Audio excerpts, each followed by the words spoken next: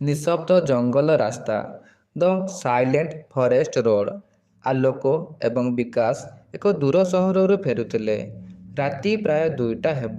ସେମାନଙ୍କ ଗାଡ଼ି ବଡ଼ ଜଙ୍ଗଲ ଭିତରେ ଥିବା ଏକ ପୁରୁଣା ଜନଶୂନ୍ୟ ରାସ୍ତାରେ ଯାଉଥିଲା। ରାସ୍ତାଟି ସମ୍ପୂର୍ଣ୍ଣ ଅନ୍ଧାର ଏବଂ ଚାରିଆଡ଼େ ଘନ ଜଙ୍ଗଲ ଘେରି ରହିଥିଲା। ଆଲୋକ ଡ୍ରାଇଭିଂ କରୁଥିବା ବେଳେ ବିକାଶ ଟିକିଏ ଡରୁଥିଲା। ସେ କହିଲା, ଆଲୋକ, ଏଇ ରାସ୍ତା ବିଷୟରେ କିଛି ଭଲ କଥା ଶୁଣାଯାଏ ନାହିଁ। କେହି କହୁଛନ୍ତି ଏଠାରେ ଗାଡ଼ି ଅଟକି ଯାଏ। ଆଲୋକ ହସି କହିଲା, ସବୁ ଅନ୍ଧବିଶ୍ୱାସ। ଆମେ ଅଳ୍ପ ସମୟରେ ଏହି ଜାଗା ଅତିକ୍ରମ କରିଦେବା। ହଠାତ୍ ସେମାନଙ୍କ ଗାଡ଼ିର ମୁଖ୍ୟ ଲାଇଟ୍ ଝିକମିକ ହୋଇ ବନ୍ଦ ହୋଇଗଲା। କେବଳ ଛୋଟ ଫଗ୍ ଲାଇଟ୍ରେ ରାସ୍ତା କିଛି ଦେଖାଯାଉଥିଲା। ଆଲୋକ ବ୍ରେକ୍ ମାରି ଗାଡ଼ି ଅଟକାଇଲା। ତାପରେ ସେ ଇଞ୍ଜିନ୍ ବନ୍ଦ କରି ପୁଣି ଥରେ ଷ୍ଟାର୍ଟ କରିବାକୁ ଚେଷ୍ଟା କଲା।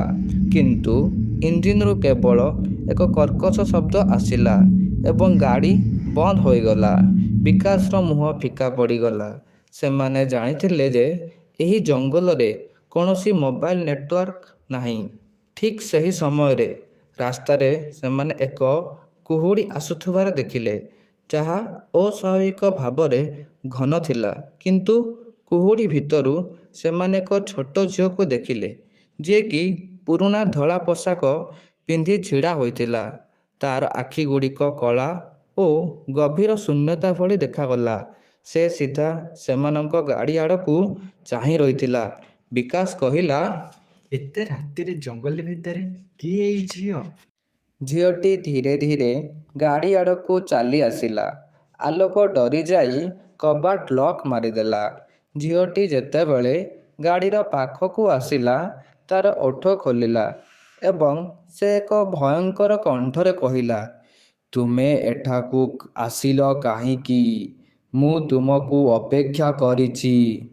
ତା'ର ସ୍ୱରରେ ଏକ ଅସ୍ୱାଭାବିକ ଶୀତଳତା ଥିଲା। ହଠାତ୍ ଗାଡ଼ିର କାଚ ଉପରେ ଏକ ଆଙ୍ଗୁଳିର ଚିହ୍ନ ପଡ଼ିଲା। ତାହା ମଣିଷର ଆଙ୍ଗୁଳି ଭଳି ନଥିଲା। ତାହା ବଙ୍କା ଏବଂ ଲମ୍ବା ଥିଲା। ଆଲୋକ ଏବଂ ବିକାଶ ଉଭୟ ଚିତ୍କାର କଲେ। ଗାଡ଼ିର ଦୁଇ ପଟର କାଚ ଉପରେ ଅନେକ ଗୁଡ଼ିଏ ଛୋଟ ଛୋଟ ହାତର ଛାପ ଦେଖାଗଲା, ଯେପରି ଅନେକ ଛୋଟ ଶିଶୁ ସେମାନଙ୍କୁ ଚାରିପଟୁ ଘେରି ଯାଇଛନ୍ତି। ଆଲୋକ ଭୟରେ ପୁଣି ଥରେ ଚାବି ଘୂରାଇଲା। ଏଥର ଇଞ୍ଜିନ୍ ଏକ କର୍କଶ ଶବ୍ଦ କରି ଚାଲୁ ହୋଇଗଲା। ସେ ଗ୍ୟାସ୍ ପେଡାଲ ଉପରେ ଜୋର ଦେଇ ଗାଡ଼ିକୁ ସେହି ଜଙ୍ଗଲ ରାସ୍ତାରୁ ଦୂରକୁ ନେଇଗଲେ। କିଛି ଦୂର ଯିବା ପରେ ସେମାନେ ନିଶ୍ୱାସ ନେଲେ। କିନ୍ତୁ ବିକାଶ ହଠାତ୍ ପଚାରିଲା, ଆଲୋକ, ଆମ ପଛ ସିଟରେ ସେହି କାଦୁଅର ପାଦ ଚିହ୍ନ କାହାର? ସେମାନେ ପଛକୁ ଚାହିଁବାକୁ ସାହସ କଲେ ନାହିଁ ଏବଂ ଜାଣିଥିଲେ ଯେ ସେହି ରାସ୍ତାର ରହସ୍ୟ କେବେ ହେଲେ ଶେଷ ହେବ ନାହିଁ।